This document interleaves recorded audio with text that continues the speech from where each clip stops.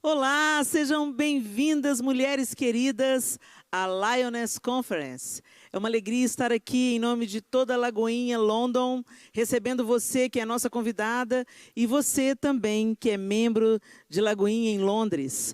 Que alegria nós estarmos juntas através da tecnologia, sim, nesses dias tão desafiadores, mas sabemos que o Senhor não desperdiça a oportunidade de nos abençoar, seja através de quais forem as ferramentas. Amém? Então se acomode aí na sua poltrona, pegue a sua Bíblia e vamos meditar na bendita palavra de Deus. Eu tenho certeza que o Senhor já tem ministrado ao seu coração através desse tema poderoso. Somos guerreiras do Senhor. E aqui, onde eu estou gravando essa mensagem, aqui na Lagoinha Matriz, em Belo Horizonte, os trovões estão aqui ao nosso redor. Talvez você escute aí algum barulho, assim, parecendo que alguém está arrastando um móvel pesado. Não, são os trovões que estão lá fora. E Deus troveja também a sua voz no nosso coração através da sua bendita palavra. Amém? Então pegue aí a sua Bíblia e abra comigo em Juízes capítulo 4. Juízes capítulo 4 e nós vamos ler todo o capítulo. Então fica ligadinho aí, eu vou ler a partir do verso 1 na linguagem NVI. Vamos lá? Juízes 4 diz assim: depois da morte de Eude, mais uma vez os israelitas fizeram o que o Senhor reprova. Assim, o Senhor os entregou nas mãos de Jabim, rei de Canaã, que reinava em Azor. O comandante do seu exército era Sísera, que habitava em Harosete-Ragoim. Os israelitas clamavam ao Senhor porque Jabim, que tinha 900 carros de ferro, os havia oprimido cruelmente durante 20 anos. Débora, uma profetisa, mulher de Lapidote, liderava Israel naquela época. Ela se sentava debaixo da tamareira de Débora, entre Ramá e Betel, nos montes de Efraim, e os israelitas a procuravam para que ela decidisse as suas questões. Débora mandou chamar Baraque, filho de Abinoão, de Quedes, em Naphtali, e lhe disse: o Senhor, o Deus de Israel, ordena a você que reúna 10.000 homens de Naphtali e Zebulon e vá ao monte Tabor. Ele fará que Sísera, o comandante do exército de Jabim, vá atacá-lo com seus carros de guerra e tropas, junto ao rio Quizon, e os entregará em suas mãos. Baraque disse a ela: se você for comigo, irei, mas se não for, não irei. Respondeu Débora: está bem, irei com você, mas saiba que por causa do seu modo de agir, a honra não será sua, porque o Senhor entregará Sísera nas mãos de uma mulher. Então Débora foi a Quedes com Baraque, onde ele convocou Zebulon e Naphtali. 10.000 homens o seguiram e Débora também foi com ele. Ora, o queneu Éber se havia separado dos outros queneus, descendentes de Obabe, sogro de Moisés, e tinha armado sua tenda junto ao carvalho de Zanim, perto de Quedes. Quando disseram a Sísera que Baraque, filho de Abinoão, tinha subido o monte Tabor, Sísera reuniu seus 900 carros de ferro e todos os seus soldados de Harosete-Ragoim ao rio Quizon. E Débora disse também a Baraque: vá, este é o dia em que o Senhor entregou Sísera em suas mãos. O Senhor está indo à sua frente. Então Baraque desceu ao monte Tabor, seguido por 10.000 homens. Diante do avanço de Baraque, o Senhor derrotou Sísera e todos os seus carros de guerra e o seu exército ao fio da espada. E Sísera desceu do seu carro e fugiu a pé. Baraque perseguiu os carros de guerra e o exército até Harosete-Ragoim. Todo o exército de Sísera caiu ao fio da espada. Não sobrou um só homem. Sísera, porém, fugiu a pé para a tenda de Jael, mulher do queneu Éber, pois havia paz entre Jabim, rei de Azor, e o clã do queneu Éber. Jael saiu ao encontro de Sísera e o convidou: venha, entre na minha tenda, meu senhor, não tenha medo. Ele entrou e ela o cobriu com um pano. Estou com sede, disse ele, por favor, dê-me um pouco de água. Ela abriu uma vasilha de leite feita de couro, deu-lhe de beber e tornou a cobri-lo.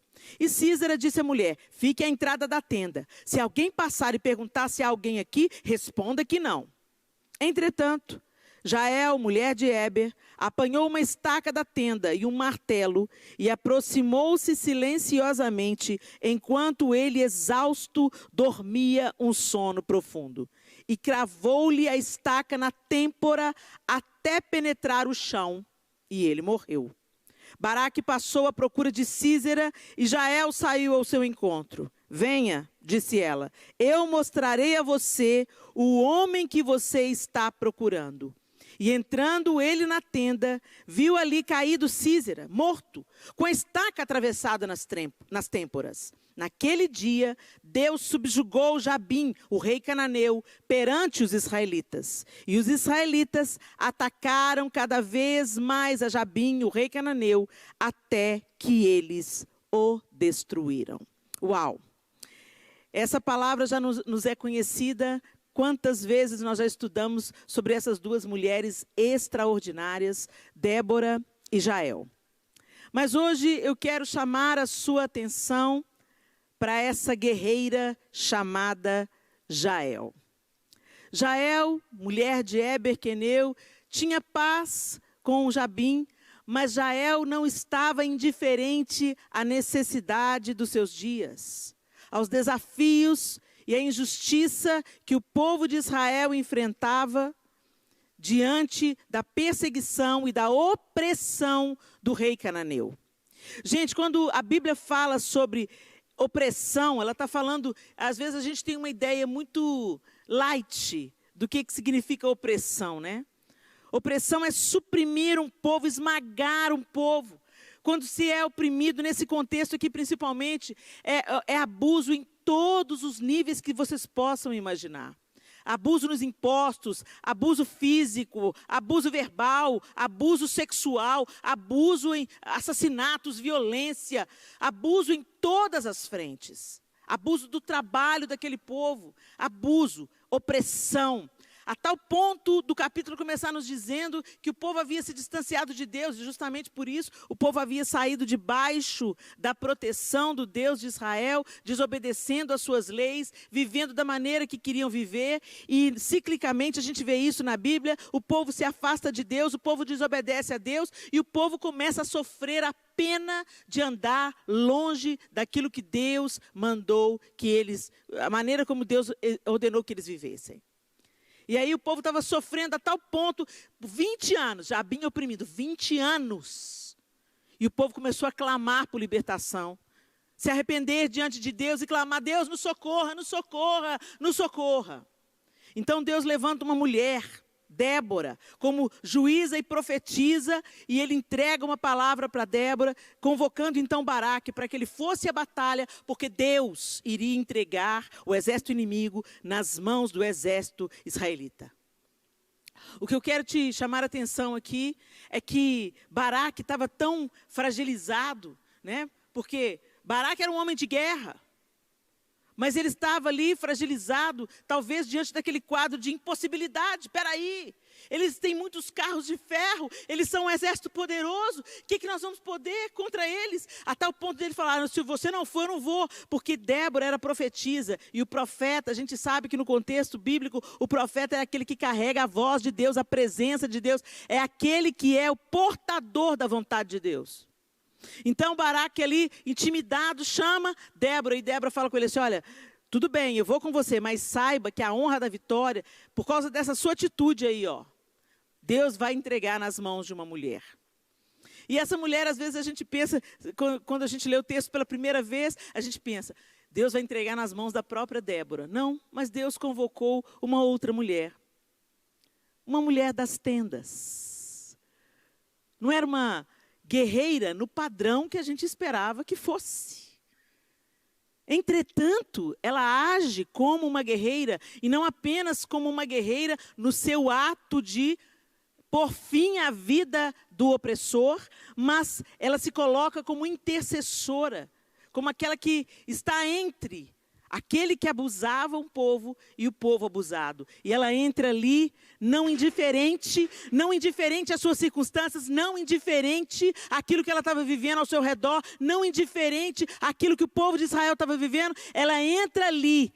A guerra não era dela, vamos dizer assim, mas ela entra ali para ser instrumento de justiça, interrompendo o abuso reincidente sobre o povo de Israel. Gente, Sísera estava fugindo. Sísera estava fugindo da batalha, Mas ele não estava fugindo como quem tem medo, ele estava fugindo como um estrategista. Ele sabia que ele tinha que se afastar, que aquela batalha havia sido perdida, mas ele não havia perdido a guerra. Ele estava buscando abrigo para poder se recuperar, para poder descansar um pouco, recuperar as forças, traçar uma nova estratégia, buscar reforços e esmagar Israel. Era isso que ele faria se ele continuasse vivo, ainda agora com a sua ira ainda mais inflamada pela primeira derrota. Mas tinha uma mulher de casa, das tendas. E por que eu estou chamando Jael para essa nossa conversa? Porque a parte que me coube aqui, nessa conferência, foi falar para você, mulher, que também tem uma batalha para lutar em casa. Você, mulher, que está atravessando um desafio no seu casamento. Você, mulher, que está atravessando um desafio com seus filhos distanciados do Evangelho. Você, mulher, que está atravessando um desafio com seus pais que ainda não conhecem o Senhor. E como pais, exercem autoridade sobre você, mas te proíbem de ir à igreja, te oprimem, te ridicularizam. Para você, mulher, que lida com seus irmãos, que dizem palavras rudes, que tem deformado a sua autoestima, a sua força, o seu vigor. Todas nós temos batalhas para serem travadas dentro da nossa tenda, dentro da nossa casa. E Jael era uma mulher de casa, e às vezes você fala assim, mas como que eu vou vencer as minhas batalhas? Eu preciso de uma ajuda, eu preciso que o pastor venha aqui na minha casa e ore, eu preciso que um profeta me entregue uma palavra, ou eu preciso dar o meu jeito, eu preciso de acabar com esse casamento, eu vou desistir disso tudo, porque o que eu posso fazer sozinha? Você pode muito, porque Jael estava sozinha. O texto não diz que ela foi ajudada por Éber, não diz que ela foi ajudada pelo seu marido, não diz que foi seu marido. Talvez Éber estivesse cumprindo uma outra tarefa, ocupado numa outra frente, eu não sei, o texto não diz, mas diz que ela estava em casa sozinha, quando ela viu o inimigo se aproximando. E ela foi até ele, ela se apresenta até ele, e ela chama o inimigo para a sua tenda, para o seu campo de batalha, o seu lar. O seu território. Ali ela conhecia todos os seus instrumentos. E ela não usou a lança, ela não usou um chicote, ela não usou uma corda, ela não usou um carro de ferro, ela não usou as armas, que é uma espada, ela usou um martelo e uma estaca. Aquelas ferramentas que ela usava ali, para manter a tenda esticada, para manter a casa em ordem. E às vezes a gente despreza o nosso poder de ser cura na nossa casa e de vencer batalhas nas nossas casas, porque a gente pensa que a gente tem que ter doutorado, teologia, conhecimento, isso, aquilo, outro, ou o dom disso, o dom daquilo. Não. Deus te deu ferramentas, mulher, aí na sua casa, para você acolher, para você proteger, para você cuidar, para você ministrar, para você interceder, para você se colocar na porta da sua tenda. Como aquela que diz assim, Satanás, aqui você não vai passar, porque tem uma guardiã do lar aqui.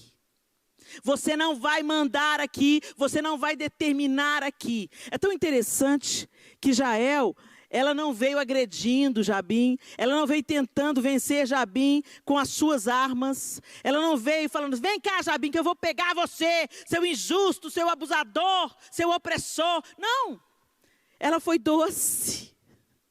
Uma arma poderosa da mulher é a sabedoria e a docilidade. E ela chama o seu adversário, não entra, por favor, pode entrar.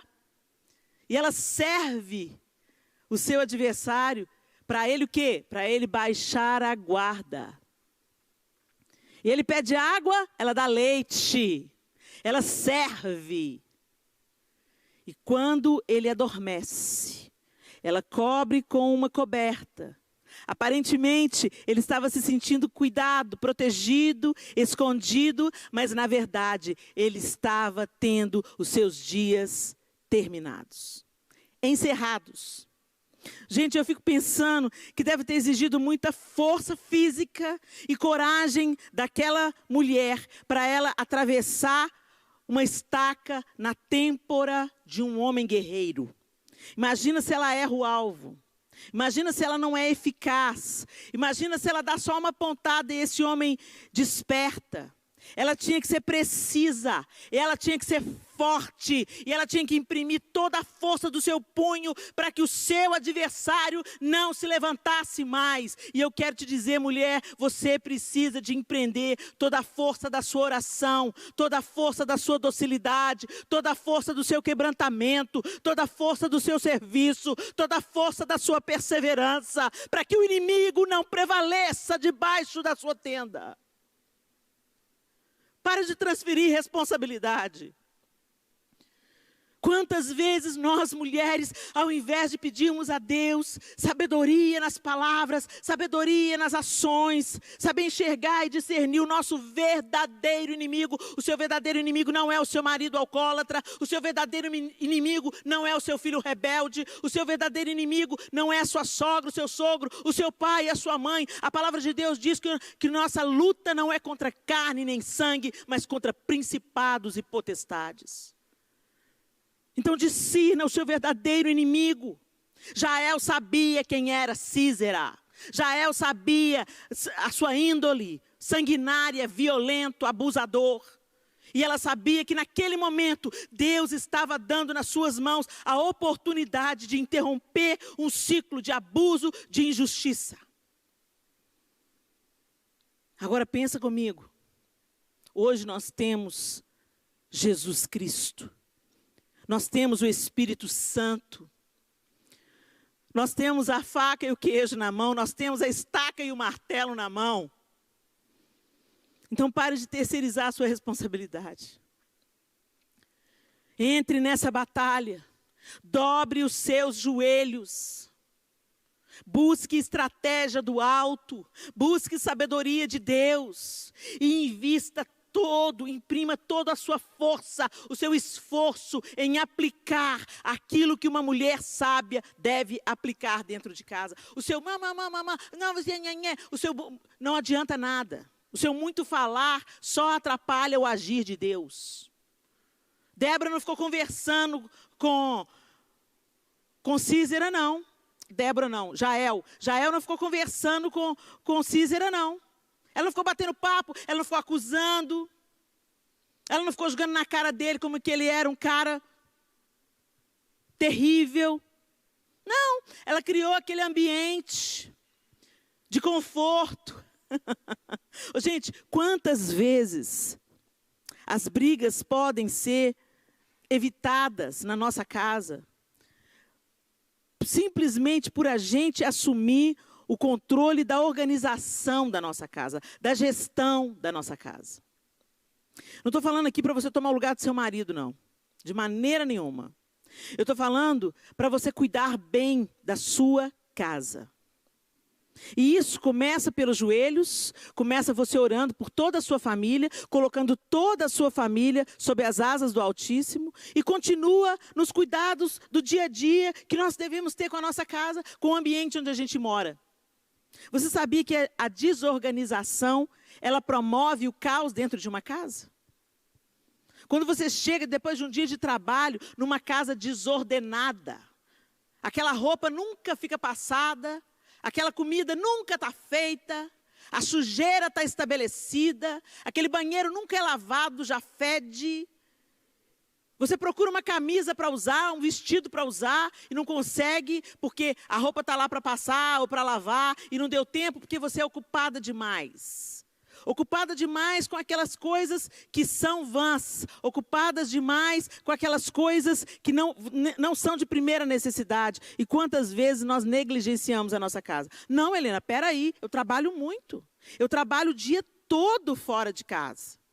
Eu trabalho muito para dar o mínimo para nossos filhos. Eu trabalho para ajudar o meu marido, porque só o salário do meu marido não cobre as contas, ok? Então vamos traçar uma estratégia onde toda a família coopera, onde cada um na família tem uma tarefa para que ninguém fique sobrecarregado. E assim a nossa casa vai sendo ordenada, colocada em ordem. Ah, a gente tem tempo para o Facebook, mas não tem tempo para sentar à roda de uma mesa, para olhar nos olhos e entender como foi o dia do outro, para ouvir de verdade como é que o outro está, como ele está se sentindo, como é que foram os desafios no trabalho, na escola, na vida. A gente está todo mundo no automático, correndo na rodinha do hamster e falando, não, eu trabalho pelo bem da minha família. Trabalha para o bem da família, nada.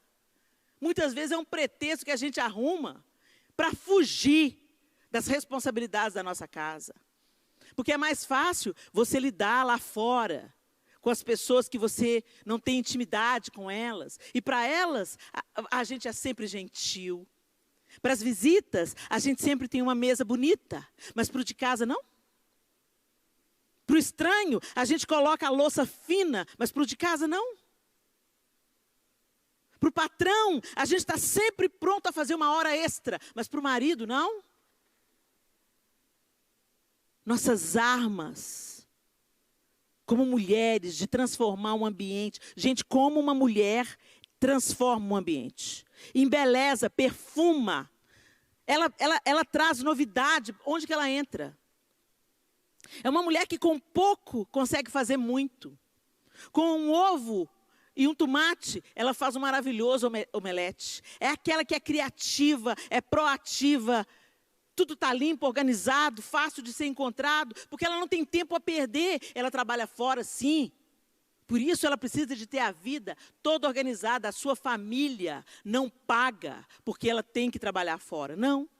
Ela cria um ambiente de cooperação mútua, onde os filhos também ajudam, onde os filhos também arrumam seus quartos, onde eles aprendem também tarefas simples, o que dignifica o trabalho de cada um no processo da construção de uma família estruturada. Uma família estruturada não brota do chão, gente. Uma família estruturada exige dedicação, trabalho, esforço de cada um da família, de cada membro. Não é um pai e uma mãe arrastando os filhos. Não é uma mulher tentando ser o homem da casa. Não é um homem tentando ser o supridor e fazer seu super-herói. Não, é um sistema de cooperação. Cada um usando o que sabe fazer. Cada um usando o que nasceu para fazer. E nós, mulheres, nós enxergamos coisas que os homens não enxergam. E não somos superiores a eles por isso, de maneira nenhuma. É uma característica, apenas isso. Uma mulher enxerga de longe o inimigo. Uma mulher discerne uma situação de perigo. Uma mulher tem o poder de mudar o rumo de uma história. Simplesmente por não abrir a boca para propagar algumas notícias. Uma mulher que sabe calar e falar na hora certa. Uma mulher que não negligencia suas tarefas de esposa, de mãe, de dona de casa. E eu volto a dizer, não estou falando que a mulher tem que ser a heroína e dar conta de tudo, não. A mulher também é aquela que administra, aquela que delega tarefas, aquela que determina como a cooperação vai ser determinada. Mas a mulher é aquela que ora. A mulher é aquela que se levanta para guerrear pela sua casa, para não desistir dos seus filhos em oração e súplica, em choro diante de Deus. Deus se inclina aos seus ouvidos, àquele coração quebrantado. A Bíblia diz que o coração quebrantado, Ele não desprezará. E nós mulheres, como nós temos aquela facilidade dada pelo próprio Deus de nos quebrantarmos e de nos derramarmos na sua presença. Minha linda, eu não sei como que você está vivendo na sua vida. Mas eu quero te encorajar, guerreira. Nós estamos vivendo um tempo onde as guerras serão ganhas dentro de casa.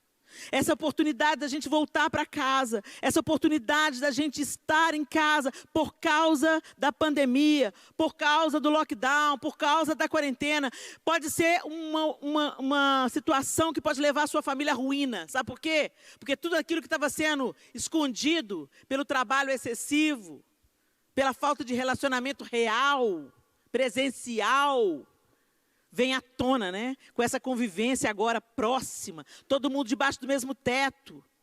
Vem à tona aquilo que não estava tratado. Vem à tona aquilo que não estava curado. Mas eu quero te dizer, eu quero te encorajar. Não é para destruir o seu casamento. Vem à tona para que você enxergue aquilo que você não estava enxergando. E se levante como guerreira para restaurar a sua casa diante de Deus. Para se arrepender pela sua casa. Para suplicar pela sua casa. Para promover conversas que às vezes nós não gostaríamos de ter. Para pedir perdão e para liberar perdão. Que a bênção entre pela sua casa, minha linda. Não é para você desistir do seu casamento. Não é para você abrir mão dos seus filhos.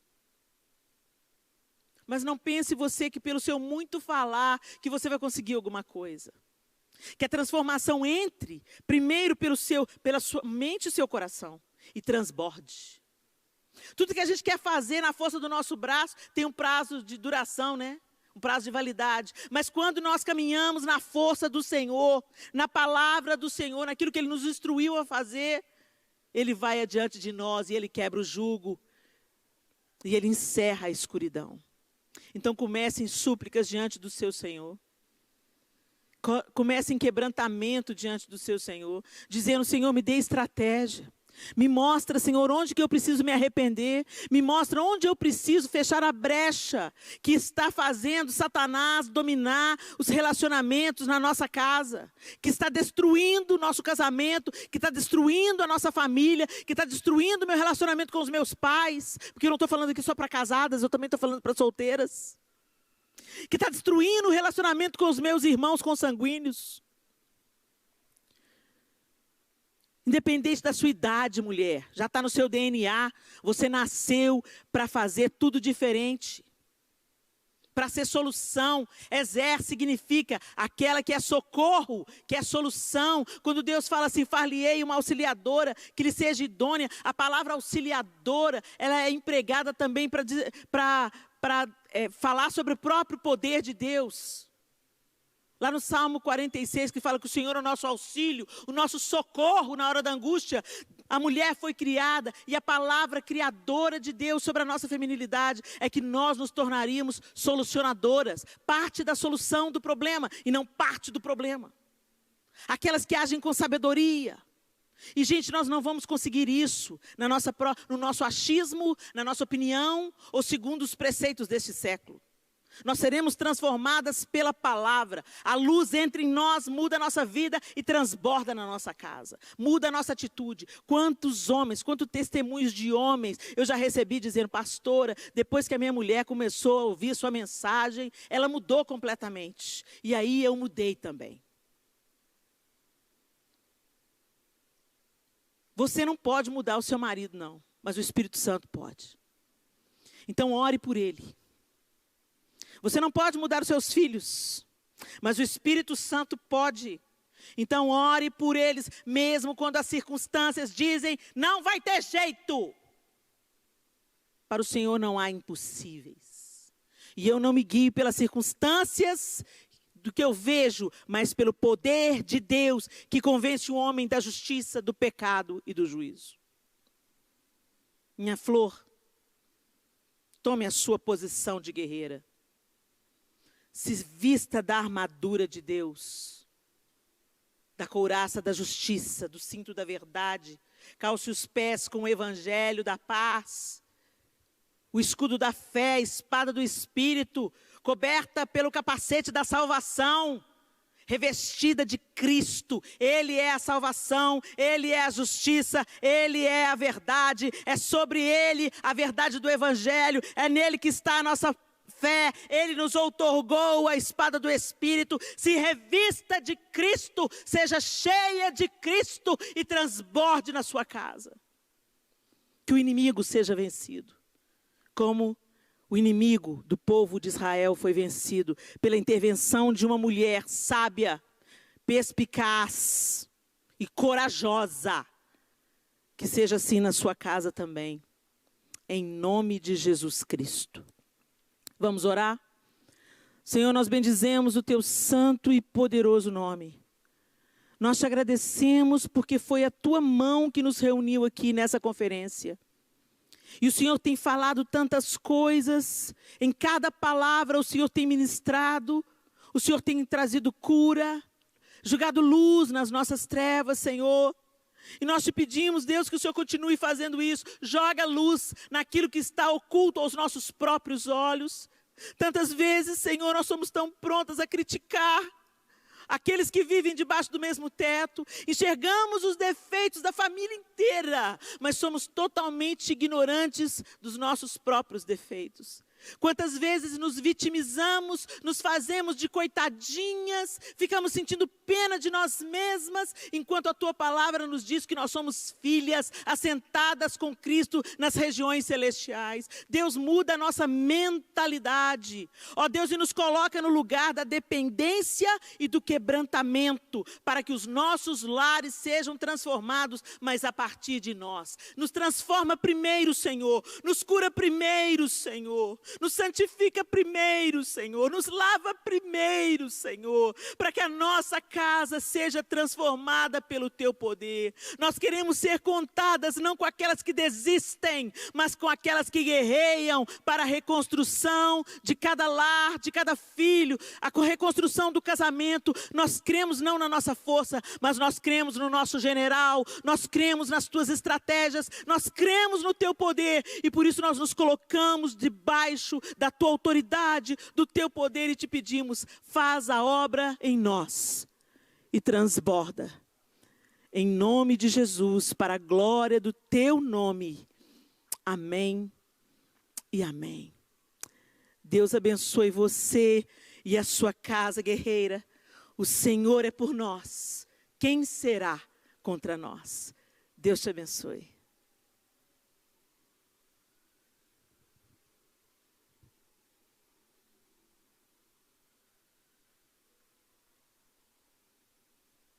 Obrigada, pessoal. Deus abençoe vocês.